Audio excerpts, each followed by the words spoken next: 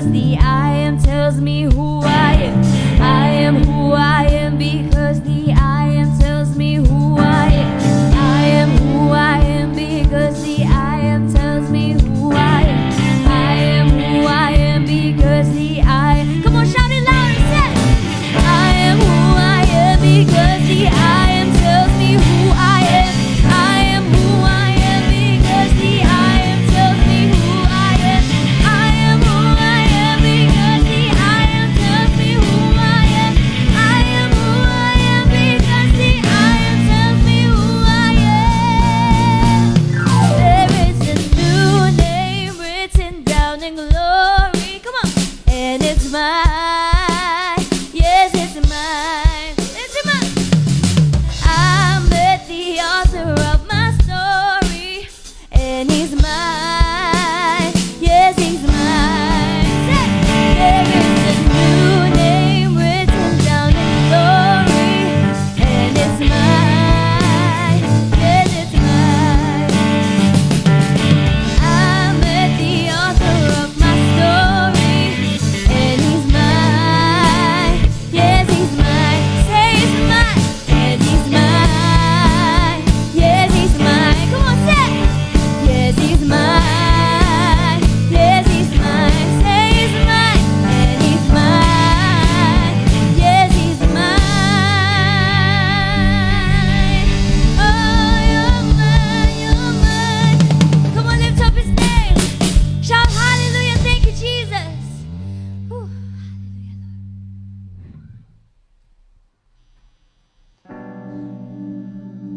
Right now, we're going to worship the King of Kings, the Lord of Lords. He is here right now. He listens to every voices. He listens to every humble hearts right now, willing to surrender, willing to lift up the name of Jesus for his goodness, for his mercy, for his grace. Right now, we're just going to sing and be reminded that we're not surrounded by our circumstances, but instead we're surrounded by the glory and the love and the mercy and the grace and the compassion of God. It's why we will worship right now. Oh, Jesus, we lift you up, God. Let's all declare and sing. There's a table that you prepared for me in the presence of my enemies. It's your body and your blood you shed for me. This is how I fight my battles. Oh, there's a table. There's a table that you prepared for me in the presence of my enemies. Oh, it's your body and your blood you shed for me. This is how I fight my battles. Oh, sing, I believe. And I believe you've overcome, and I will lift my songs of praise for what you've done. This is how I fight my battles. This is how I fight my battles. This is how I fight my battles through my praises. This is how I fight my battles. This is how I fight my battles. This is how I fight my battles. This is how I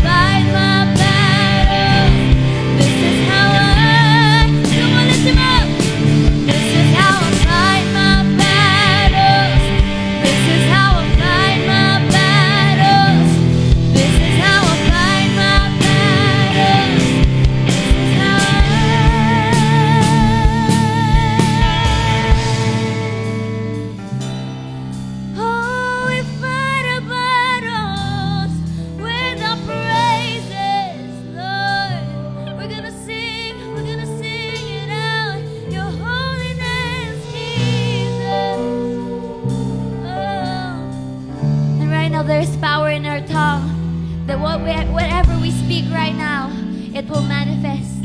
And right now we will declare that we are surrounded by the glory, by the strength of God that is empowering everyone who is watching right now. Speak these words right now. Come on, open up your mouth and say. It may look like I'm surrounded, but I'm surrounded by you. It may look like I'm surrounded, but I'm surrounded by you. It may look like I'm surrounded, but I'm surrounded by you. Presence. It may look like I'm surrounded, but I'm surrounded by you. Go on, sing. It may look like I'm surrounded, but I'm surrounded by you. Yeah. It may look like I'm surrounded, but I'm surrounded by you. Oh, it may look like I'm surrounded, but I'm surrounded by you. We sing. It may look like I'm surrounded, but I'm surrounded by you, Jesus. It may look like I'm surrounded, but I'm surrounded by you, Lord. It may look like I'm surrounded, but I'm surrounded by your presence. It may look like I'm surrounded, but I'm surrounded by you, your glory, Lord. It may look like I'm surrounded, but I'm surrounded. This is how I fight my battles. This is how I fight my battles. Come on, lift him up. This is how I fight my battles. This is how I fight my battles. Come on, lift him up. This is how I fight my battles. This is how I fight my battles. This is how I fight my battles. This is how I fight my every voice. This is how I fight my battles. This is how I fight my battles.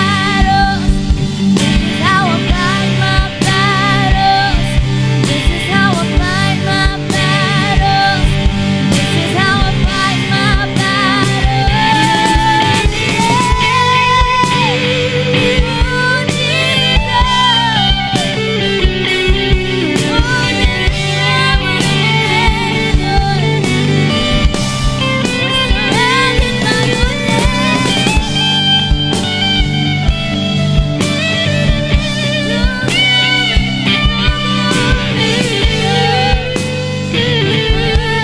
fight my battles.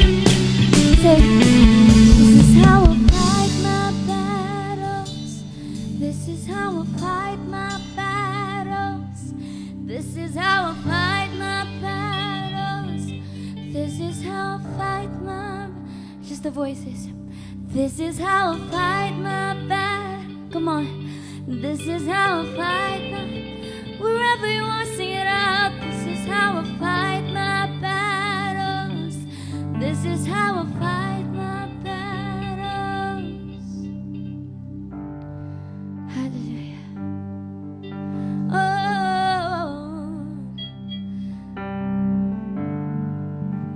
Right now the enemy is trembling.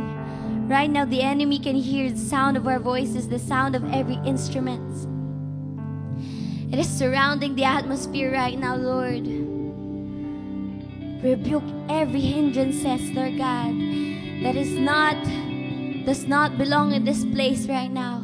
We command you to leave right now in this room or in the houses of God's people, wherever you are right now. Even if you are just watching this, there's power in the sound of our voices. So right now, let us just speak the glory of God in our lives, to our family, to our city, to our nation. Let's lay down the love of Christ that we have been experiencing every day. Let's lay it down to the people right now that are in need. This is what they need, the love of God, the comfort of Christ.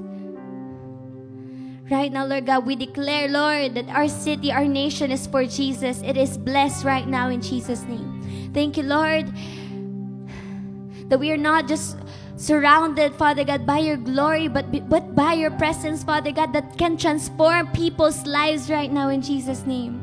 Whoever is listening and watching this right now, we command restoration, Lord, in Jesus' name. Prosperity, Lord, to every families. Health right now in Jesus' name. We receive it, Lord God. We believe it right now. We seal this by your blood, Father God. We give you the shout of praise that you deserve right now. We lift you up, Jesus. We just shout, hallelujah, Lord, for your faithfulness, for your goodness, for your mercy, Lord God, for your compassion for us. We lift you up. Thank you, Lord. We love you. Thank you for loving us. In Jesus' mighty name, and everyone will say, amen.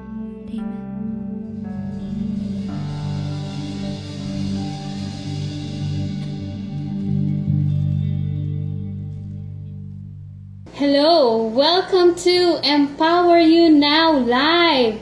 Thank you to our praise and worship team for that powerful worship. So if you want to follow them, you can follow them in Facebook or watch their videos in YouTube. Powerhouse Worship. Thank you for that anointed worship. Surrounded. We are really surrounded by God, regardless of what we are experiencing right now. So, I would like to share to you today a word from Daddy God. And before that, I would like to pray for you. So, Father God, we are thanking you for this day. Thank you for another amazing night full of your fresh revelation and anointing. And Lord, we are praying for each and every one who's viewing this right now, live, sharing this right now, that they will be blessed, be empowered, be encouraged by your word. And Lord, open their hearts and their minds to your word today. And let there be manifestations upon manifestations for the glory of your name. In Jesus' name we pray. Amen. Amen. So, thank you for watching Empower You Now. So, kung meron kayong mga friends dyan, share nyo pa, invite nyo pa para ma-bless tayo ng sabay-sabay. Amen? So, I heard most people, no, sinasabi nila yung 2020 is not the best year. Kasi, sabi nila, it is the most challenging year. Siguro nga dahil sa dami ng mga nangyari sa 2020.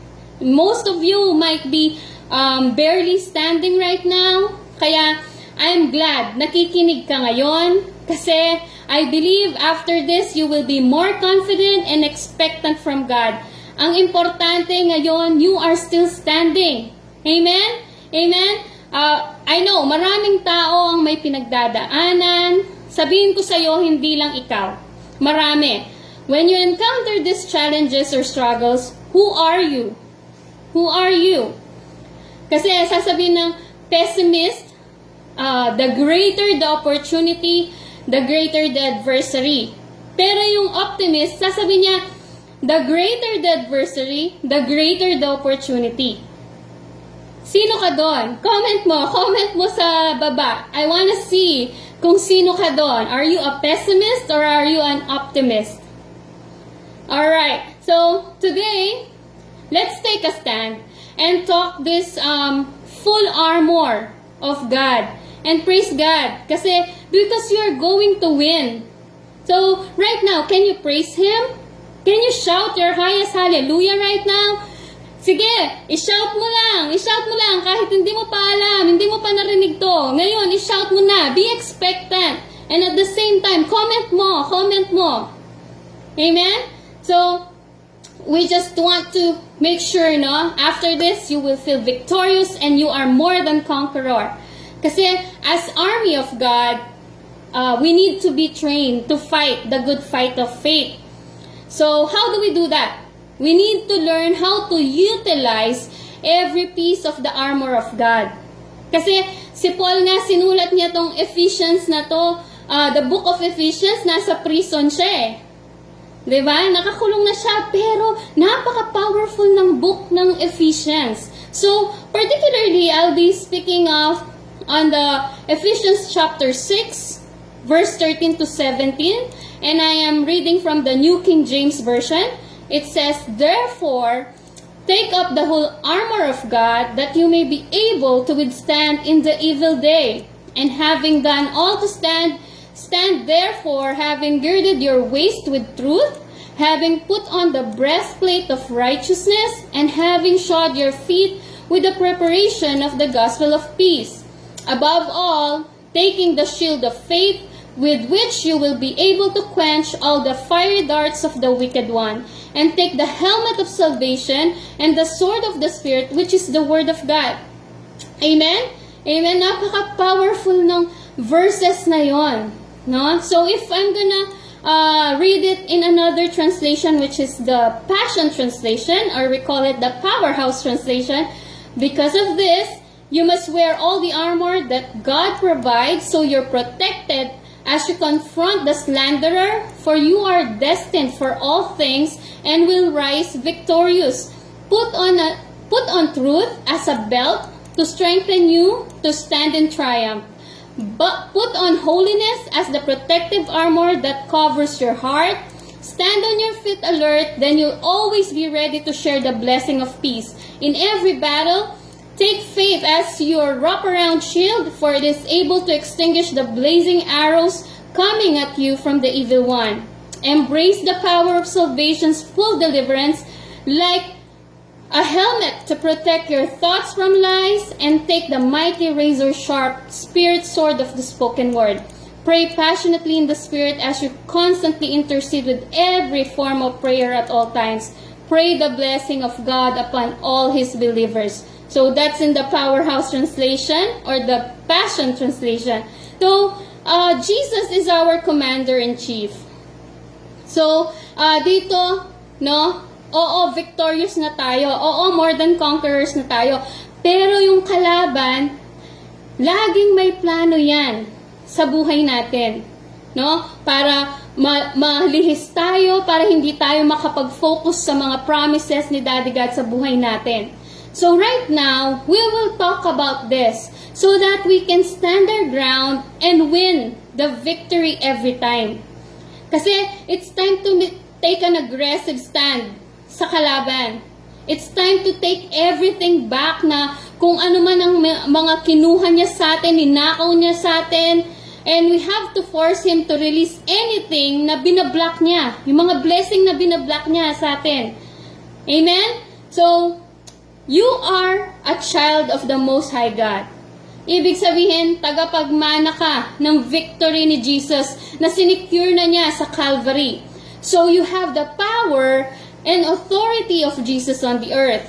Kaya nga, tagapagmana ka ng blessing ni Abraham.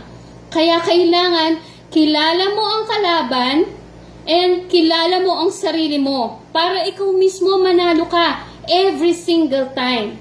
So, kung gusto mong manalo ngayon, gusto mo bang manalo? Comment down below. Gusto kong manalo. I will win this battle because I have Christ in me. Amen? So, if you want to win, you have to know na ang demonyo ang kalaban mo. And yung full strategy niya, in operation yan, 24/7, kahit tulog ka pa. That's why the Bible always tells us that we must be sober in spirit. We must be on guard at all times. And we must wear the full armor of God has given us for battle. No? So, wag kang matrit, wag kang matisod, focusing sa iba't ibang maling direksyon. Instead, know your enemy and win. Amen? So, ano ba tong mga full armor? Siguro narinig nyo na to dati. No? So, I want to dig deeper right now kung ano ba itong full armor ni Daddy God na sinasabi sa Ephesians. So, number 1, it says in Ephesians 6 verse 13 in the Passion Translation, put on truth as a belt to strengthen you to stand in triumph. So, what is the belt of truth? Ano nga ba to? Sinasabi niya sa Proverbs chapter 23 verse 23, embrace the truth and hold it close. Don't let go of wisdom, instruction, and life-giving understanding. Kasi yung truth keeps us from giving in in the world's beliefs. Kaya nga, minsan, you can compare your beliefs and actions to the truth of the Word of God. So, ano bang dapat nating gawin? Wrap yourself firmly in God's truth. Do not compromise. Amen? Sabihin mo nga, do not compromise. Do not compromise. Comment mo. Comment down below. Siguro meron dito, no? Nasasabi nila minsan, siguro nga, lahat ng tao pinagdadaanan nito. Naman ako kasi to sa parents ko eh. Kaya ganito na lang talaga. Katulad ng father ko, mamamana ko yung sakit niya. No! Sabi sa Galatians chapter 3 verse 13, Christ redeemed us from the curse of the law. So hindi mo kailangan manahin yan because you have been redeemed by the blood of Jesus. Hindi mo kailangan manahin ang generational curse sa pamilya mo. Utang man yan, sakit man yan, maagang pagkamatay man yan, broken relationship man yan. Hindi mo kailangan manahin yon because Jesus Christ redeemed you from the curse. From all of those curse. Siguro nga mahirap kasi parents ko kaya ganito na lang din ako. No. God promised abundance in your life and that's the truth. That's the truth. You can see it in the Bible. Ang daming pinangako ni Daddy God for your own prosperity. Oo, siguro nga pinanganak kang mahirap, pero hindi ibig sabihin no na mamamatay kang mahirap. You have to know the truth, which is the Word of God. Siguro meron kang nararanasan ngayon, may masakit sa katawan mo, may mga symptoms na sinasabi, no? But do not take it. Instead, say to yourself, God said, by His stripes you are healed. And that's the truth. That's the truth. Lahat ng bruises ni Jesus sa cross, kasama dyan ang sakit na nararamdaman mo ngayon. So that's the truth. Maybe sa mga iba dito, wala kasi akong natapos, kaya ganito na lang siguro ako. No.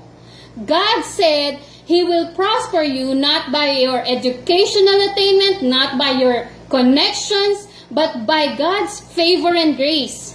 Kaya nga sinasabi niya sa Psalms chapter 75, verse 6, For promotion comes neither from the east, nor from the west, nor from the south, but from God. Alright? Kaya kang pagyamanin ni Daddy God kahit saan ka pa, kahit hindi ka pa nakatapos, kaya niyang gawin yun sa buhay mo. Yun ang totoo, kaya yun ang paniwalaan mo. Siguro sasabihin ng iba, mahirap ka na kaya wala ka nang magagawa. Magpapakahirap ka talaga sa trabaho. No! Proverbs chapter 10 verse 22, The blessing of the Lord brings wealth without painful toil for it. That's the truth. That's the truth. Tingnan mo, i-check mo. Baka kaya ka nahihirapan kasi hindi kasama si Jesus sa trabaho mo. Amen? Baka sabihin na naman ang kalaban sa'yo or ikaw mismo, maisip mo, paano ka? Wala ka ng pambayad ng mga bills mo. No! Philippians 4:19. Anong sinasabi niya doon? And my God will meet all your needs according to the riches of His glory in Christ Jesus. That's the truth. Huwag mong entertain kung ano ang sinasabi ng kalaban. Always, always stand on truth. Take the belt of truth with you always. Can you say amen to that? Amen? Are you empowered? Are you encouraged? So, number 2. Breastplate of righteousness. In Ephesians chapter 6 verse 14, it says, Put on holiness as the protective armor that covers your heart. Bakit breastplate? Bakit nasa harap mo? Ayan. Bakit? May idea ka? That's because of Jesus, who you have accepted in your heart as your Lord and Savior. It's being seen by the Father as your righteousness. Nakikita ni Lord yung righteousness ni Jesus at nakikita din yan ng kalaban. Kaya yung kalaban lagi niyang kinokondemn ka. Kung ano yung mga maling ginawa mo para patuloy na ipaalala sa'yo na ganito ka dati, ganito yung ginawa mo, mali yung ginawa mo. But, always remember this. In 2 Corinthians chapter 5 verse 21, for God made the only one who did not know sin to become sin for us, so that we who did not know righteousness might become the righteousness of God through our union with Him. So, ano ibig sabihin nun? Because we have righteousness, no? We have Jesus in us, God sees us as righteous, and we have that breastplate of righteousness within us. So kahit anong sabihin ng kalaban, kahit gaano ka pa niya i-condemn sa mga maling nagawa mo, you will still be righteous because of that. And because you have Jesus' righteousness, it will be easier for us to show it to others. Anong ibig ko sabihin? Kasi yung righteousness, ano bang ibig sabihin ng righteousness? It's being honest, good, and fair to others. It's mean standing up for weaker people. Amen? So you are there to stand up for weaker people. You have the breastplate of righteousness in you. Amen? Your heart is protected from anything because Jesus is in you. Amen?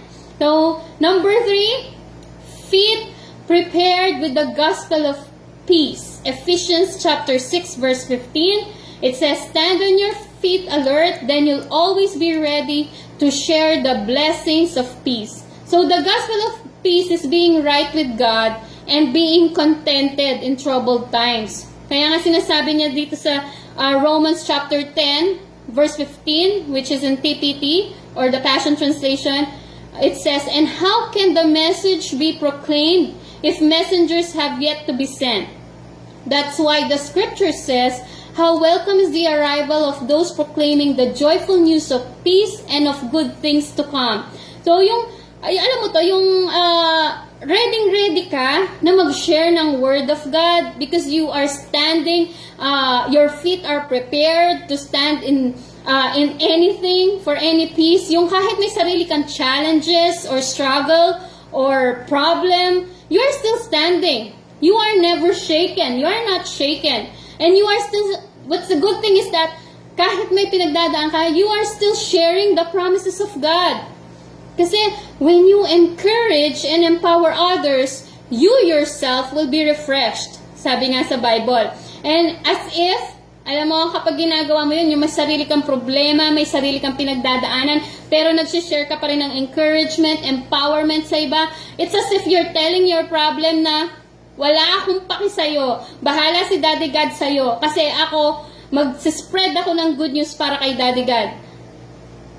Right? So, and with that kind of mentality and with that kind of attitude, no? You know, God will take care of you as you take care of the kingdom. Anong ibig ko sabihin nun? All of a sudden, you just see those challenges, nagbabagsakan, nawawala, nasusolve, and ikaw wala ka namang ginagawa to solve it. You're just right there, sharing the word of God, proclaiming the gospel, you know, giving good news, sharing the peace of Christ to everyone.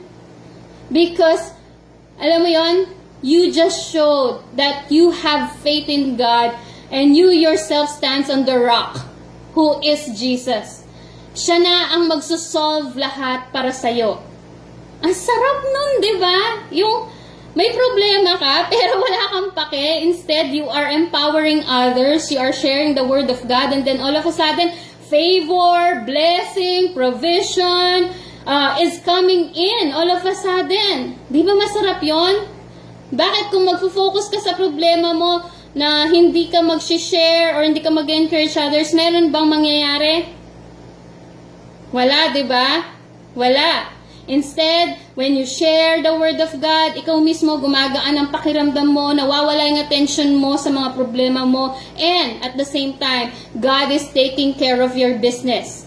God is putting favor, divine connections, blessings, provisions in your life without you thinking of it. Basta ikaw, expectant ka lang na nag-share ng peace ni Daddy God. Amen? Amen? So, number 4, shield of faith. Ephesians chapter 6 verse 16, it says, in every battle, take faith as your wraparound shield, for it is able to extinguish the blazing arrows coming at you from the evil one. So faith is being sure that God will keep His promises. Faith in God protects you when you are tempted to doubt. Kaya nga sinasabi niya sa Hebrews chapter 11 verse 1, now faith brings our hope into reality and becomes the foundation needed to acquire the things we long for. It is all the evidence required to prove what is still unseen. Amen? So, when you have faith, it becomes your shield. Na kahit anong ibato sa'yo ng kalaban, walang effect. So, when it comes to winning, sabi nga ni Daddy God sa Deuteronomy chapter 20 verse 1, when you go out to battle against your enemies and see horses and chariots and people more numerous than you, do not be afraid of them, for the Lord your God who brought you up from the land of Egypt is with you. This is Jesus giving us a strategy. He is telling us to conduct ourselves in battle. Yung shield of faith na yan, hindi yan naglulose ng hope, it doesn't give up, it doesn't quit. So the shield of faith believes God and takes Him at His word, no matter what the situation looks like. Amen? Kaya nga sabi nga niya sa 1 John chapter 5 verse 4, you see, every child of God overcomes the world, for our faith is the victorious power that triumphs over the world. So triumphant ka na. Yung faith mo, yan yung shield mo. Kahit gaano pakalit yan. Kaya nga sinasabi nga, kahit as small as a mustard seed, yan na yung shield mo. Amen? How good God is. Imaginein mo, kahit katiting lang ang faith mo, it will become your shield. Amen? So, number 5, helmet of salvation. In Ephesians chapter 6 verse 17, the Passion Translation says, embrace the power of salvation's full deliverance like a helmet to protect your thoughts from lies. So, when you receive Jesus Christ as your Lord and Savior, you have accepted His fullness, His deliverance, His prosperity, His wisdom, and His peace. So, Jesus wants us to wear this helmet para ma-remind tayo from time to time na yung kalaban will always lie to you, but take heart because of all of those lies. The truth will always be your weapon. Kaya nga sinasabi lagi, an idle mind is the devil's playground. So, sabi sa Proverbs chapter 23 verse 23, embrace the truth and hold it close. Don't let go of wisdom, instruction, and life-giving understanding. Remember who you are in Christ. Kapag may binubulong ang kalaban sa'yo, remember who you are in Christ. Who you are nga ba? Sabi sa Bible, you are anointed, you are blessed, you are healthy, you are divinely protected, you are valuable, you are redeemed, you are forgiven, you are favored, you are loved, you are furnished in abundance, you are victorious, you are more than conqueror, you are prosperous, you are qualified, you are accepted and approved. You are the righteousness of God in Christ. You are the child of the Most High God. You have the mind and wisdom of Christ. You have the Prince of Peace in you. You have wealth and riches in your house. You are promoted. Hallelujah! Ano pa bang kulang? Ikaw na nga lahat yun eh. Amen? Na-receive mo pa? Ni-receive mo ba lahat? Receive mo ngayon. Sabihin mo, I receive. I receive in Jesus' name. I receive everything in Jesus' name. Comment mo, sino ka doon? Who you are. Who you are in Christ. Who you are in Christ. Remember that. Put that in your mind. Put that in your mind. No? Kaya nga lagi, dapat nare-remember natin yung helmet of salvation natin. Kasi talagang maraming kasinungalingan ang ibibigay ng kalaban sa'yo. Pero, ito ang masasabi ko, always, kung ano man ang kasinungalingan niya, merong niyang katapat na pangako ni Daddy God sa buhay mo. Kaya fill your mind on who God says you are by filling your mind with the Word of God. Amen? Amen? So, number 6, the sword of the Spirit. The sword of the Spirit. I think this is the last part. So, the sword of the Spirit in Ephesians chapter 6 verse 18. And take the mighty razor-sharp Spirit sword of the spoken word of God. In Hebrews chapter 4 verse 12, sabi niya, for we have the living word of God which is full of energy and it pierces more sharply than a two-edged sword. It will even penetrate to the very core of our being where soul and spirit, bone and marrow meet. It interprets and reveals the true thoughts and secret motives of our heart. So, ito yung sinasabi niya, the sword of the Spirit. This is the Word of God. So, the Word of God is our offensive weapon.